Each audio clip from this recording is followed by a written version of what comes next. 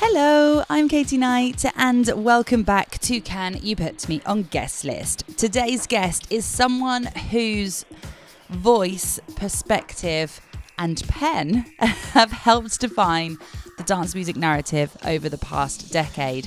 Katie Bain is the director of Billboard Dance and one of the most respected music journalists in the game. She's lovely, she's amazing to chat to, and she has interviewed everyone, like literally everyone, from rising underground talent to global icons, always with a sense of curiosity, integrity, and of course a deep love for the music. Her work has taken her literally everywhere, from Coachella to Burning Man, and her storytelling has consistently amplified the culture in insightful, honest and meaningful ways. So in this episode, we are talking all about the art of the interview, something that's a huge part of what I do too. So it felt really special to sit down with someone whose career I really admire and just talk about something that we both really enjoy doing. We chat all about Katie's journey into music journalism. We share our first interviews and how styles have evolved since then. She shares how she preps, what makes an interview truly great, and of course, interview disasters. This episode is powered by TrackStack, the platform designed to help you build a sustainable career in electronic music, whether you're managing demos, sending promos, leveling up your tracks, or monetizing your music knowledge. TrackStack makes the process easy and efficient. It's super easy to use, and if you would like to give it a go, you can use the promo code CUPMOG, that is the first letter of every word of Can You Put Me on Guest List, for 10% off for life. All right, this is a great chat. I absolutely love this one. This is the wonderful Katie Bain here on Can You Put Me on Guest List. Katie. Hi, Katie. Hi, Katie. How are you? Yeah, good. Glad to be here. A little jet lagged, but I'm all right. You've come from Coachella to IMS Ibiza. That's right. Yes. How was Coachella? Coachella is great, is always great.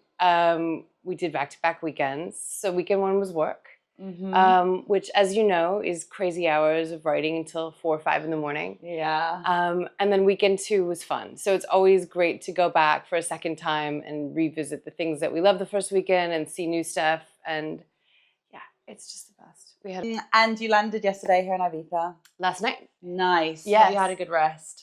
I've had an okay rest. Good. Yeah, I slept not long, but I would say deeply. Nice. So that makes a big difference. Nice. The last time we saw each other was in Miami. Yeah. And we were having breakfast, and you were about to go and interview a very big DJ, who I don't know if I can say because it's for Billboard.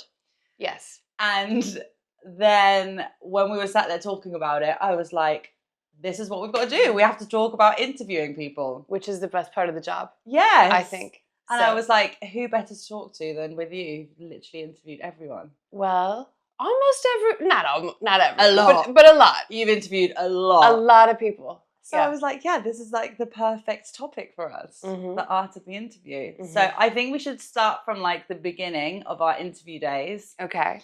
And talk about first interviews. Okay.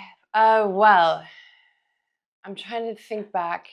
I mean, probably really started doing it in earnest in college while I was studying journalism. But first interviews as like a music journalist.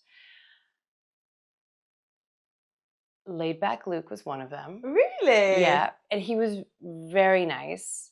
And then another one who I had no business interviewing at that stage of my career because I did not know enough was Richie Houghton. It's like they put me with like the PhD of electronic music and I was, basically in middle school. But he was very kind and very patient with me. It's when he was doing, I forget the name of the tour, but he was going around to college campuses actually to kind of like teach the history of dance music in the EDM era because, the kids didn't necessarily know where it was all coming from. And he was great. And I, look back on that and think like, it was very kind of his publicist to let me do that as a very young journalist. When was that? That was probably 2011. 2011. Yeah. And where or who was that for? That was for LA Weekly. Okay. Yes, which I was writing for in, the earlier days of my career. I started writing about electronic music for a magazine that no longer exists called Electro, and then made the jump to LA Weekly and was writing a lot about dance music for them because it was, EDM in LA and it was a big thing happening. Nice. Yeah. Do you ever look back on your first ever interviews? No. Nor do I. I sometimes I go back and read old stuff and think okay, that was actually pretty good. But there's just really early day stuff that I think either no longer exists online or I don't necessarily care to revisit. Yeah. Although, I'm sure it's maybe not as bad as I remember. I have some of my first interviews on YouTube. Yeah. And I haven't done it recently, but I remember a couple of years ago thinking, I'm just going to look back and just see oh my God, I'm like, Katie, why would you even ask that question? What were you even thinking? Well, yours are probably more vulnerable because they're on video. Yeah. Mine are at least written, so I have the kind of veil of that. But you're right out there. So I really admire what you do and your ability to go look back on it because I'm sure, we're all learning as we go with this job and the learning happens in public. I actually find it hard to look back or listen back to any of my work, even to today. Yeah. Do you find that? Yeah, no, it's a nightmare. I can read stories, but watching video interviews, I don't even like watching them necessarily when they come out. Yeah. I will fast forward through the parts that I'm speaking. I'm not going to watch that. I'm definitely not watching this one. Or I will watch with my eyes closed or with the screen black. It's just tough. It is. It's really difficult to not analyze yourself critically when you're watching yourself do it. Yeah, because I'm literally every other word I think, oh, why did I say this word like that? Or why do I do a there? Or why, as we were saying before, why don't I just sit still and stop moving around every time I speak? That's right. But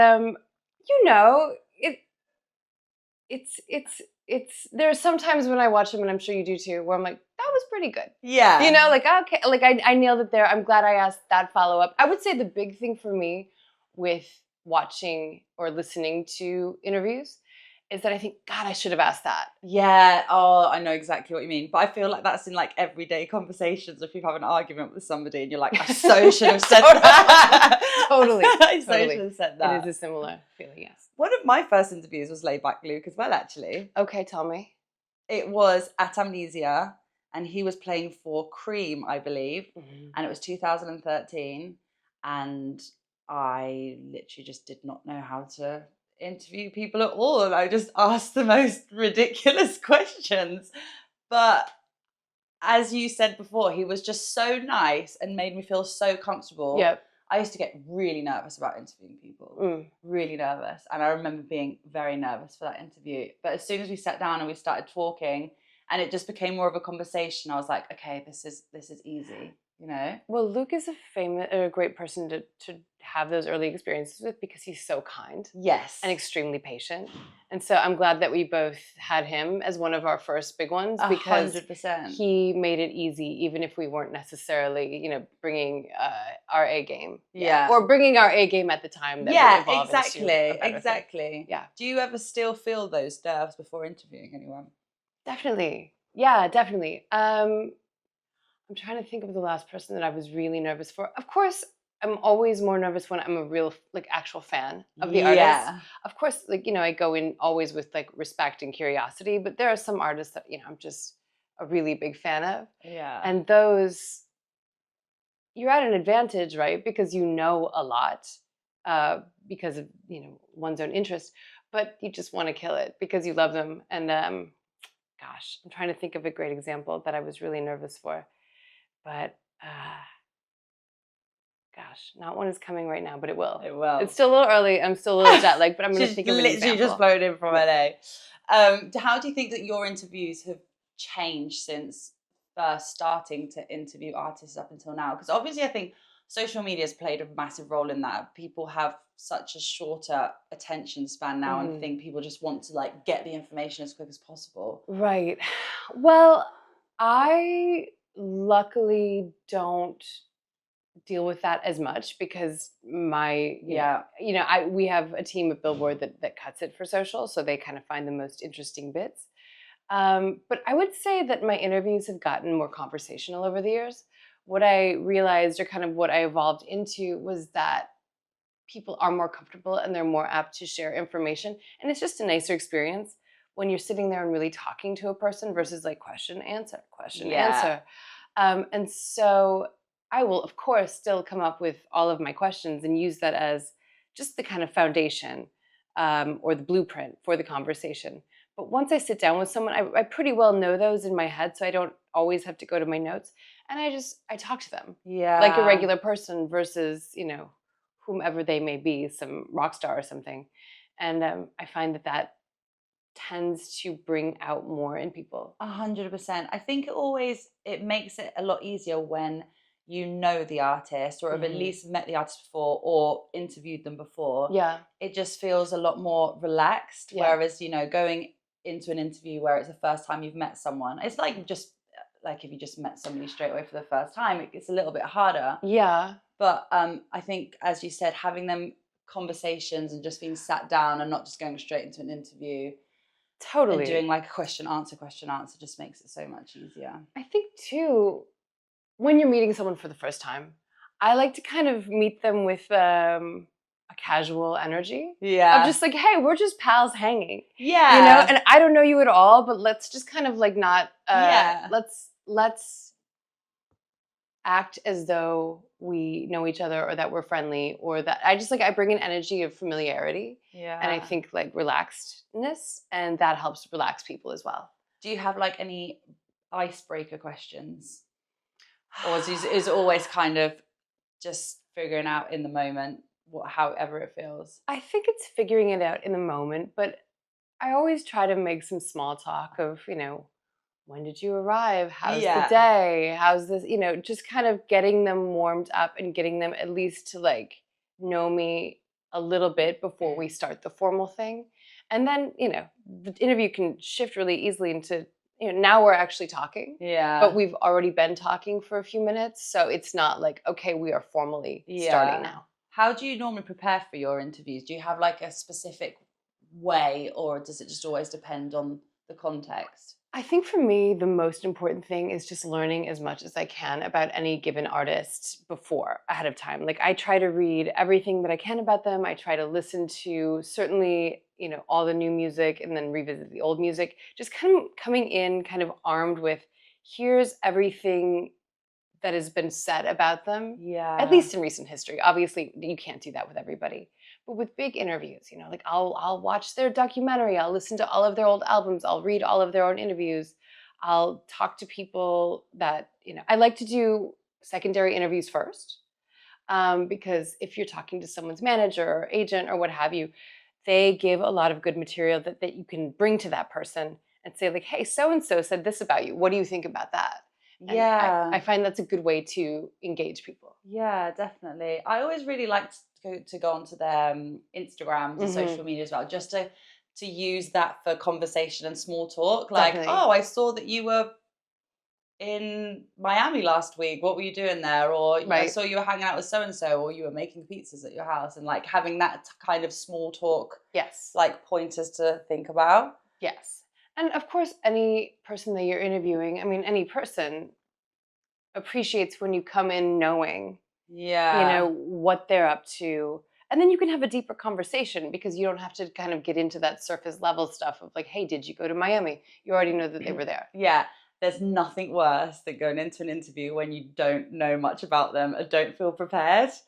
I know exactly what you're talking about. It's a horrible feeling. It really is. What are your, I'm sure we've both had to do it. What are your tricks for making that feel okay? So I have some questions in my head. I actually do a round of quick fire questions at the end, because I'm like, we're going to do something fun. We'll do a round of quick fire questions, because I was like, everyone always likes doing them, and I don't really need to know anything about this. That's right. To do that. Exactly. But depending on who it is, I'll just always just go in with just quite like general questions. Yeah.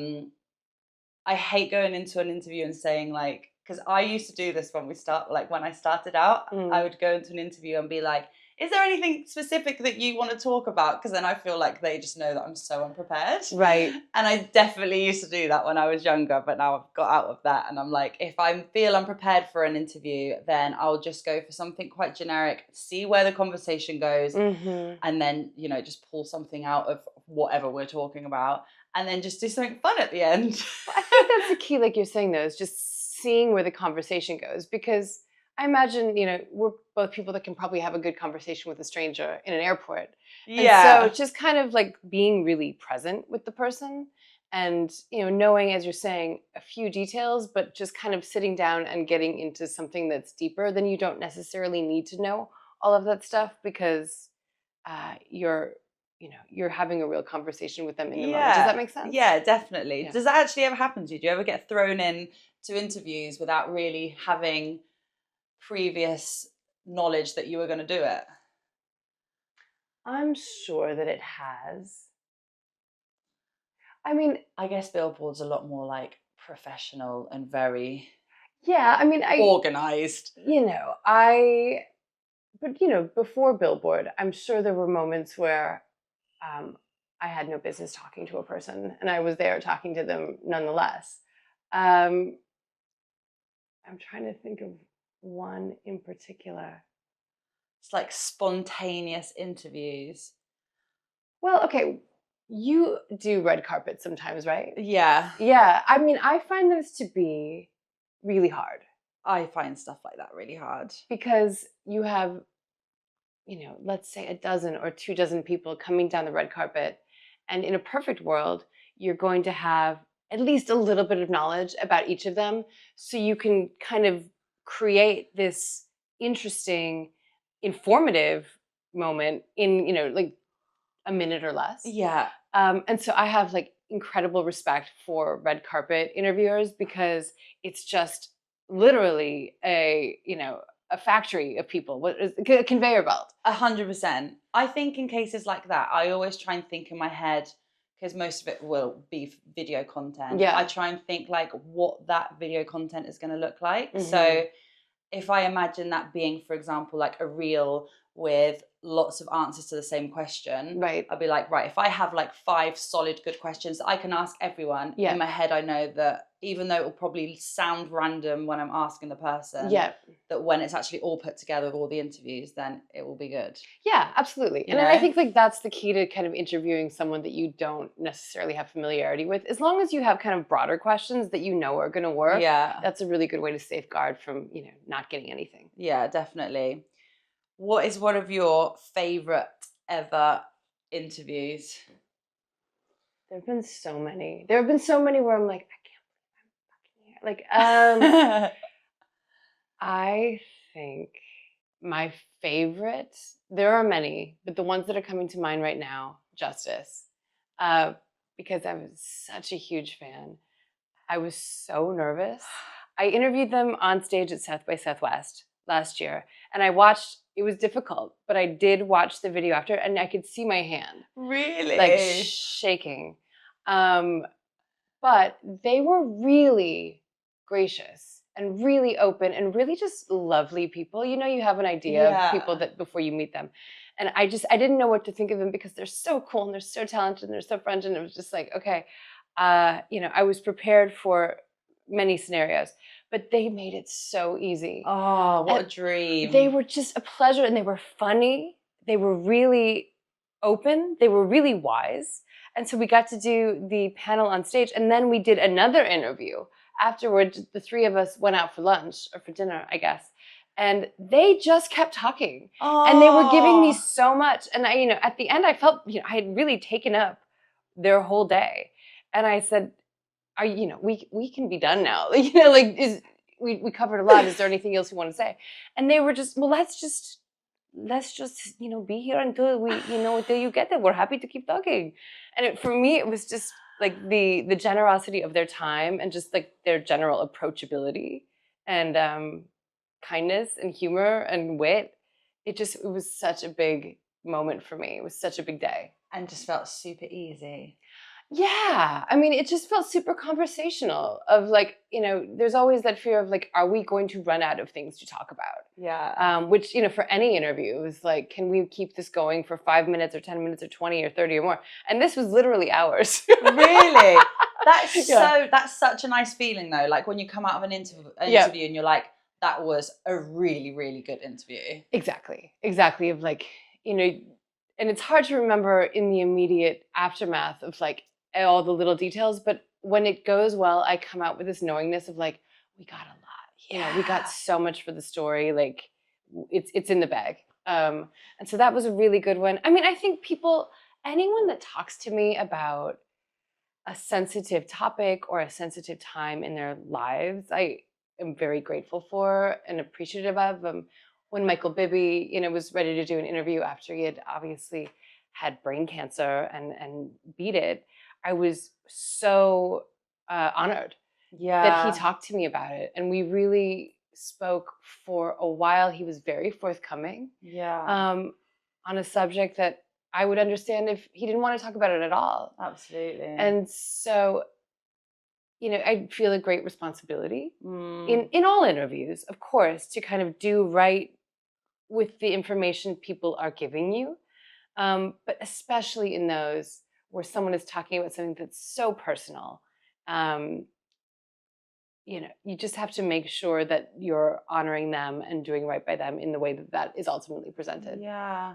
That must have been quite a hard interview to prepare, and it's like knowing what questions to ask and what not, and kind of just like finding that balance of making sure that they feel comfortable. Yeah. I mean, I know Bibby's like a really lovely, lovely person and super easy to talk to. But as you said, being the first time that he's talking out about that must have been quite hard one. It was more, I think you're right. Because you don't want to push people. But the way that I like to do it is like, here's what I would like to talk about next. Do you want to talk about that?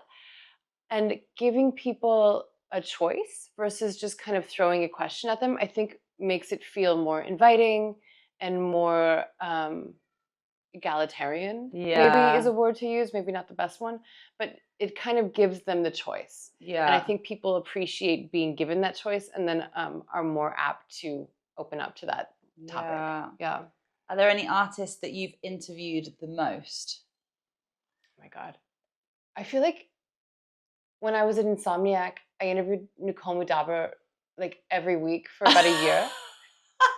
It became a joke at the office.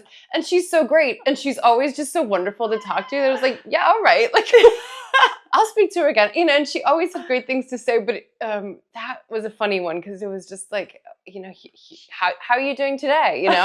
A week later. Versus last Tuesday.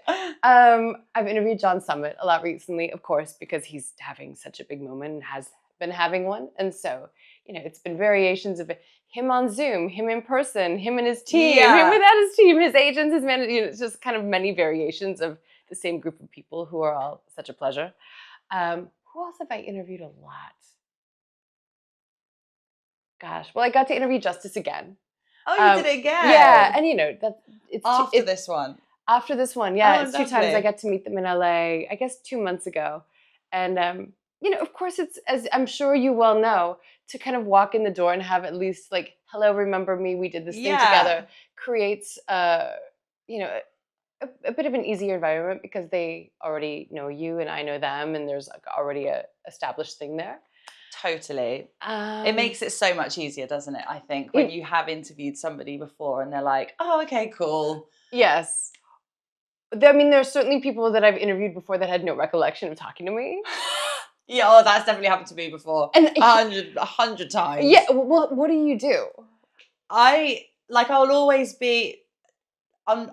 say it. Like, I'll be like, yeah, I interviewed you in 2014 at Space. And then if they don't remember, I'll just be like, but anyway, it was a really good chat, and I'm happy to be back. Yeah, but I never assume that anyone remembers me ever, because they meet so many people.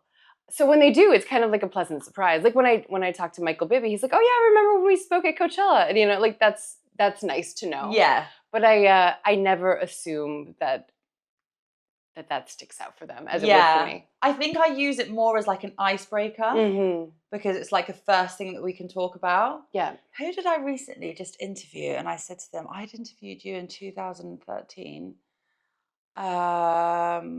Loco Dice, it was. Yeah. I interviewed him during Miami Music Week about his new album.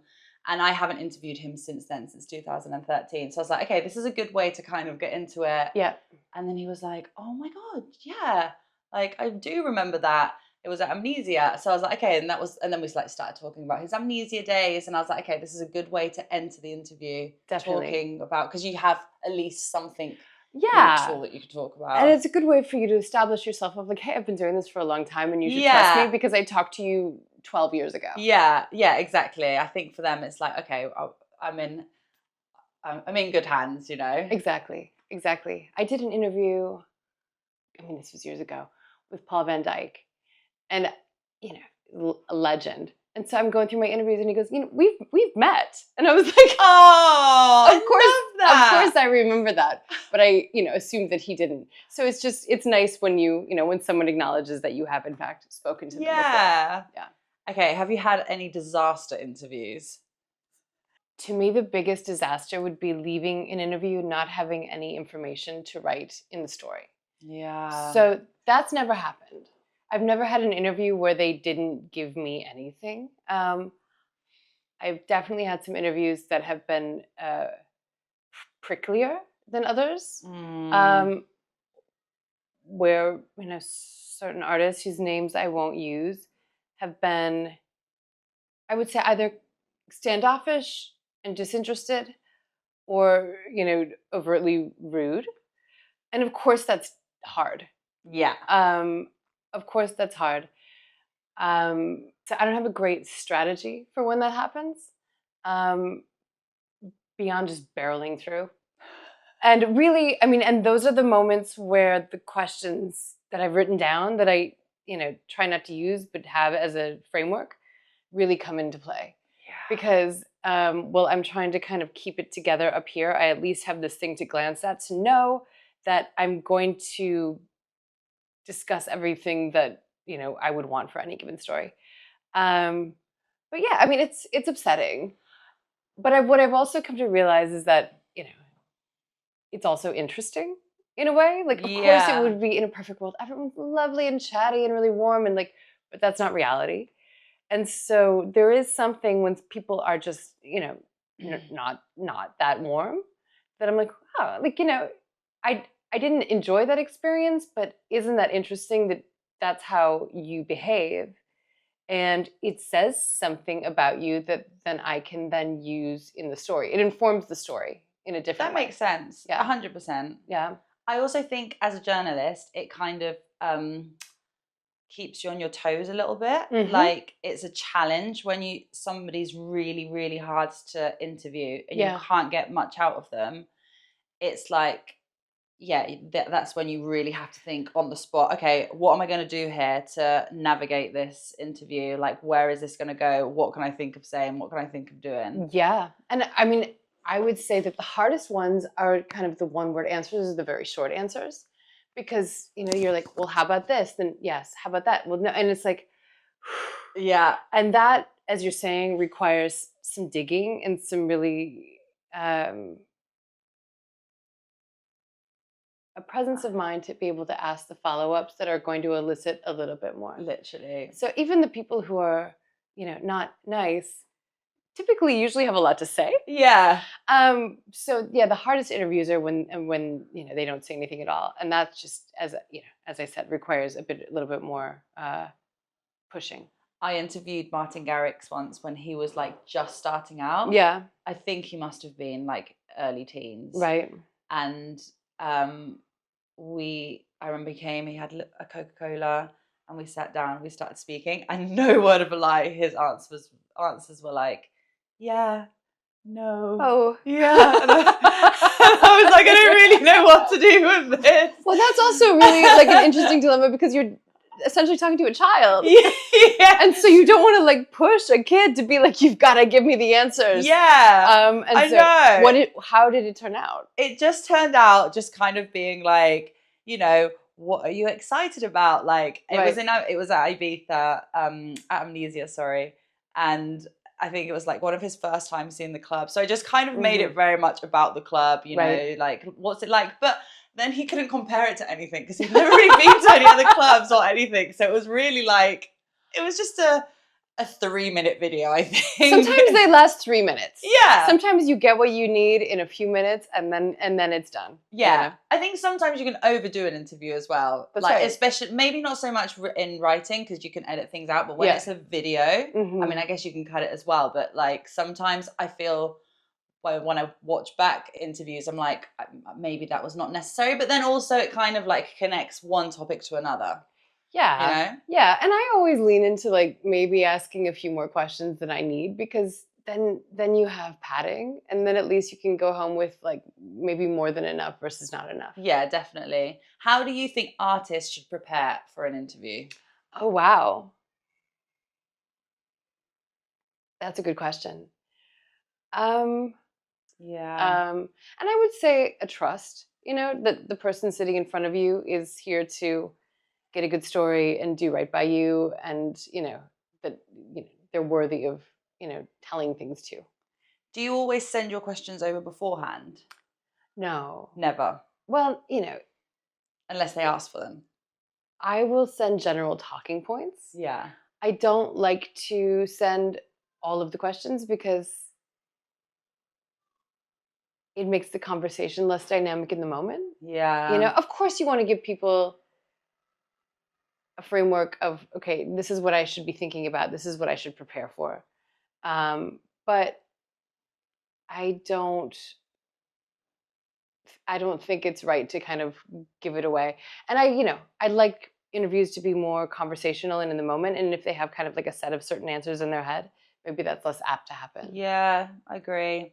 I always think as well, sometimes I've said this to artists that are just starting out or have just done their first ever interviews, that the person that's interviewing you, like if they're feeling nervous, the person that's interviewing you could probably also feel nervous. And at the end of the day, you're just like two people that are exactly the same, right? And you're having a conversation. Like, think of it that way, Totally. And I mean, that's exactly it. Like, I think to create sort of a comfortable dynamic, you kind of approach people with like, we're two people that are exactly the same. Yeah. Even if you're not. Yeah. At all. Even if like, it's like some star and, you're in like the luxury hotel that, I can't afford to stay in. I'm like, we are exactly the same. I could absolutely stay here if I wanted to. Let's talk as two peers. Yeah, literally. But I think that brings a nice energy of, I don't like, even if I am revealing intimidation. Yeah. Because it creates a power dynamic imbalance that I think is hard to overcome, or they're less apt to give you something if they know that you're in fact scared of them. Yeah. Have you ever interviewed someone that's really surprised you? Like you think that they're going to be one way and then they've actually been either really nice or not so nice? I mean, there have been people that have been even less nice than I thought maybe they would be. But I mean, they're the Chemical Brothers, for example. They're really nice. They're so fucking nice. Really? Oh my God. And to me, they're like, like as good as it gets. And then to be able to speak with them over Zoom, which is obviously, as you know, a different dynamic than being with someone in person. It's a little bit trickier, but at least you can see them. Phone is fine, but it's the hardest because you're not looking someone in the eye. Yeah. You're not having sort of a more human interaction.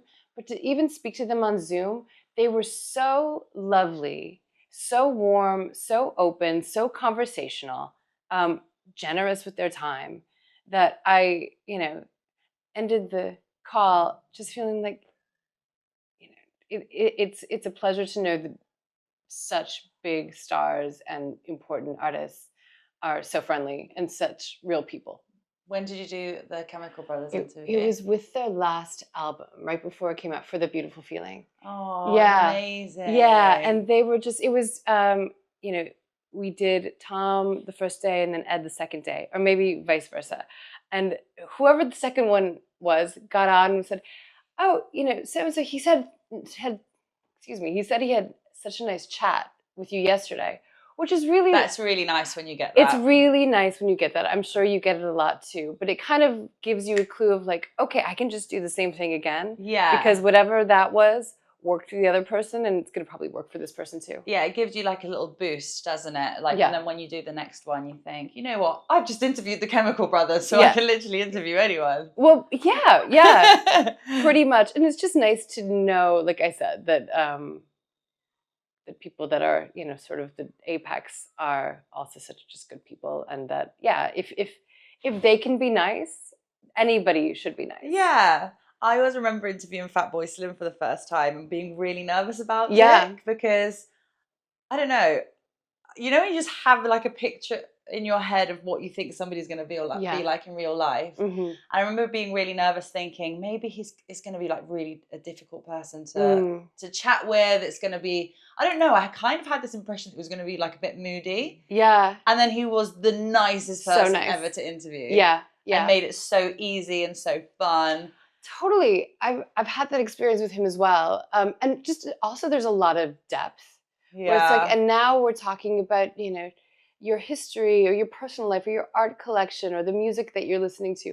But he really gives a lot, and there's not just information, but wisdom. Yeah. And that's a really cool thing to experience. 100%. I think when it's somebody like that as well that has experienced so much and has done so much and has been around so much, one thing that I find difficult is sometimes deciding on what I am actually going to focus on. Right. Because there's so many different topics and so many things that I would want to know. Yes. But when you're given 1 hour slot to interview that person, it's like, okay, I really have to decide what I want now. Yeah. Well, how do you determine that? I think of 2 or 3 main topics, and then from them 3 topics, I'll like make questions for each topic. Yeah. And then I'll look over all 3 of them and I'll think which I think is the most interesting, and then decide on one. Right. But for that specific one, he was celebrating the 500th release of Southern Fried Records, and he just happened to buy a deep fat fryer for his big beach cafe in Brighton. Okay. So we were like, instead of just doing a sit down interview, let's deep fat fry really random things. So, and then just talk. What did you fry? We fried crumpets. Do you know what crumpets are? No. What's crumpets in America? I tried to explain this recently to somebody, and it's impossible because they're like pies. It's almost like if you cut like a breakfast muffin in half, but they're made with like a special type of dough. Yeah. So it's like really holy in the top. You've got loads of tiny little, almost It's like very pores, British. Okay. And you toast them, and when you put butter on it goes all, through. yeah. They're like quite hard on the bottom as well, aren't they? They're really weird. It's like a tea cake. So it's a baked good. It's a baked good. Yeah. And you can either have them like sweet or savoury, but it's very British. Very British. Okay. And which is what I realised when I tried to explain to somebody. Yeah, it's like, it's a crumpet. Yeah. It's a crumpet. Do you not know what a crumpet is, Katie? I'm trying to think of an analogous American thing. No, there isn't. There is I was nothing. trying to work this out because it's like, because you've got biscuits which are all scones. Yeah, that's right. so true. There's no one-to-one on a crumpet. Yeah. Fascinating. Yeah. So when next time you're in the UK, You'll grab have a to crumpet, get. I wonder if they have them here. Even just a little bit of butter by itself. Game changer. Well, how are they fried? Right. So So you- basically, we'd asked his PR team, what things does he like? But then I was like, okay, but then this is just going to be like really normal things to fry. Right. So then we decided to go for the crumpet, banana peel. In the UK, a lot of places do battered Mars bars in fish and chip shops, which Okay. is just really weird. Yeah. We do that with Snickers. You love them, don't you? Yeah. I can see that in your face.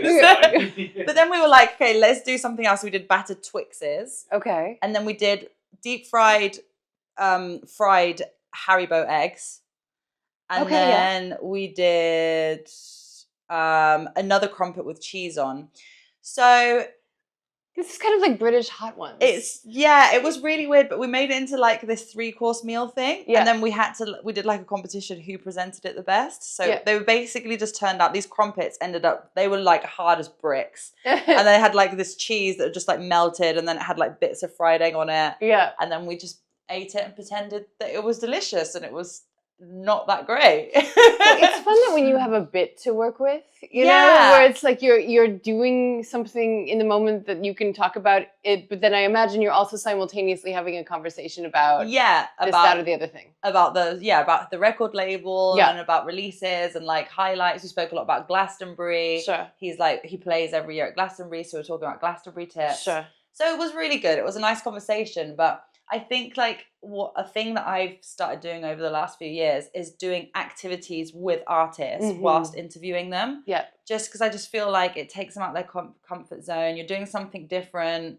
You know, it's like a different conversation points that can be, you know, part of that interview as well. Yeah. And you're just doing something fun and you feel relaxed. Well, for people that get interviewed so much too, you want to kind of create a new kind of moment, and so they're not bored. And so they're like, here we go again. Exactly. You know, you create some fun for them. Yeah. We did like ice cream making with Pampot. That was a fun one as well. Okay.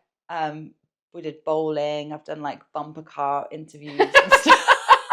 I used to do, for Insomniac, golf cart interviews. Oh, I love that. Where we would pick up the artist at their trailer at any given Insomniac festival, and we would drive them to the stage for their set. So cool. And we would do the interview on the way. It was called Golf Cart Confessions.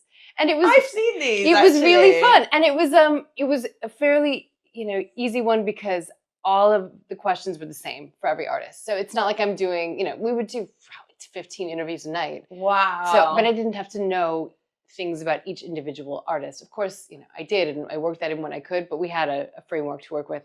And as you're saying, it's really fun because it just kind of takes people out of their element, and they're literally moving through the world, and it's just a bit more novel. Yeah, I love that as well. When you have like your specific 15 questions, it's not like you have to spend time like memorizing and thinking of what I'm going to ask each one. Right. And then do something fun at the same time. That's just like, it makes it so different. Yeah, and obviously those are a bit more lighthearted. But yeah, for bigger interviews for a cover story, I don't think we would ever do them well in motion on a moving piece. Yeah. You know, maybe that's part of it, but that's not the whole thing. What tips would you give somebody that is like just starting out in music journalism and wants to be a good interviewer? Do your research. Yeah. Read as much as you can. Listen to as much as you can. So you go in there armed with the information that if an artist references like, hey, this thing I did 5 years ago, you're more apt to know what they're talking about. You're not going to know it every single time, and that's okay. But just to have an understanding of the landscape of an artist's work is going to make you show up with more authority. I would say even if you're scared, show up with a sense of power, and that you have the right to be in the room, and that you're equal to the person that you're talking about. I think maybe sometimes they can feel intimidation, and that, like I said, creates just a power imbalance that doesn't always serve the interview itself. And just ask them what you want to know. This is the thing that I really try to do with all of my interviews. Of course, there are the things it's like, okay, we're going to talk about the new album, we're going to talk about the tour, and we're going to talk about this, that, or the other thing. That's a given. But when I'm sitting with someone, like, you know, I'm sitting here with you, and I'm like, what do I really want to know about Katie? Yeah. Because you're in a position where you can really, you know, within reason, ask them anything. Yeah. So what is your actual curiosity on a human level? And like, I think that can guide to a deeper conversation.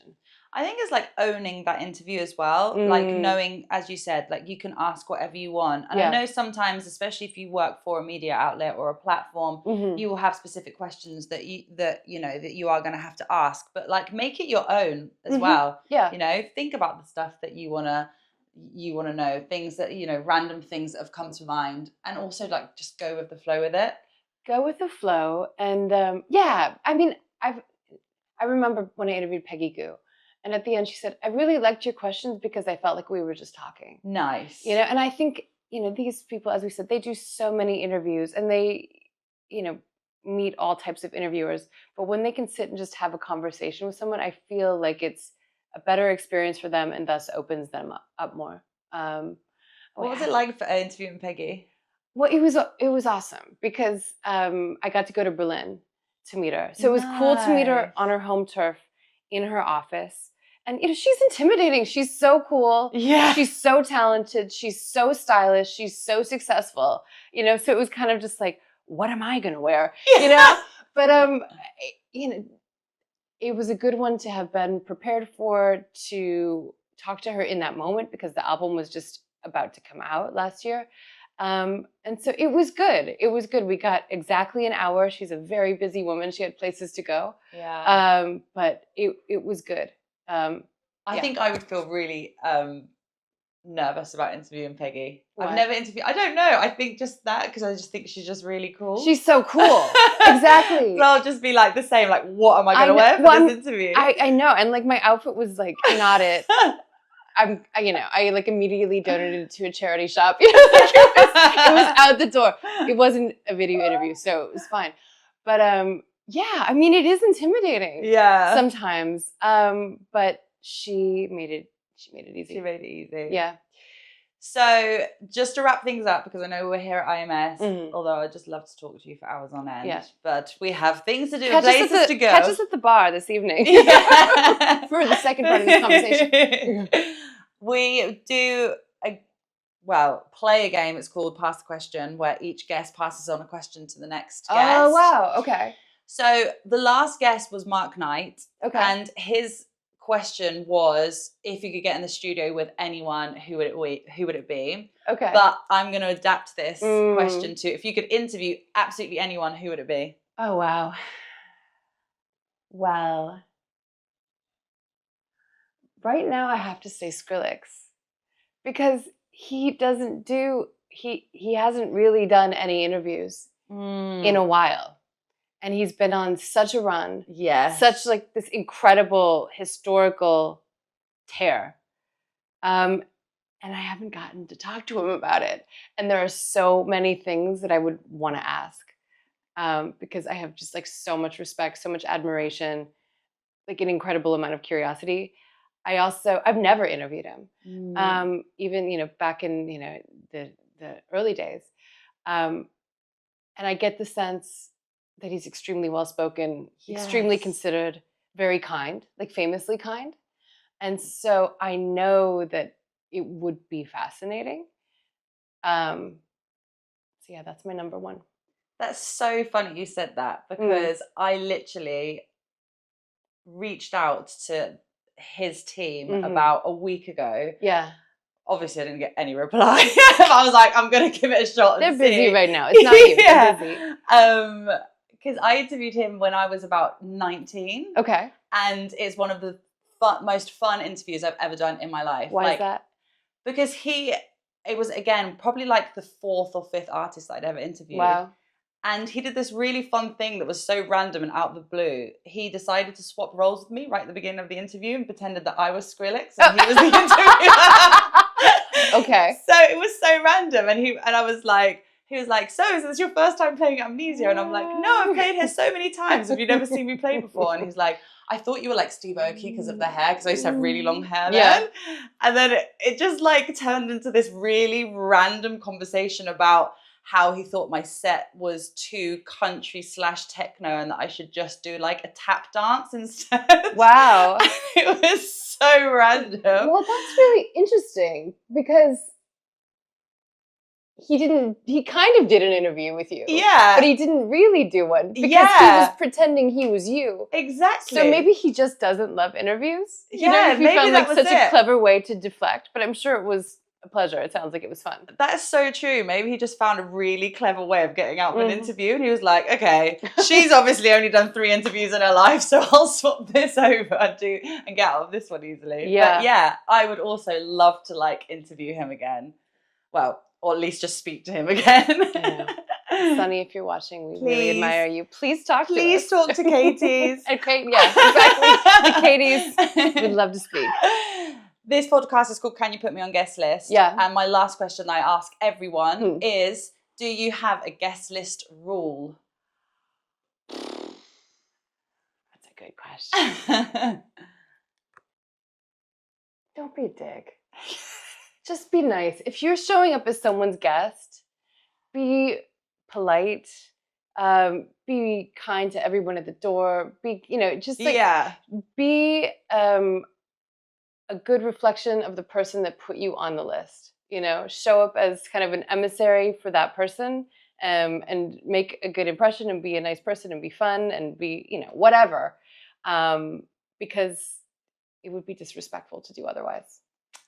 Couldn't agree with you more. Mm-hmm. Katie, thank you so much. It's been so nice to chat with you about something that we both love doing. Yeah.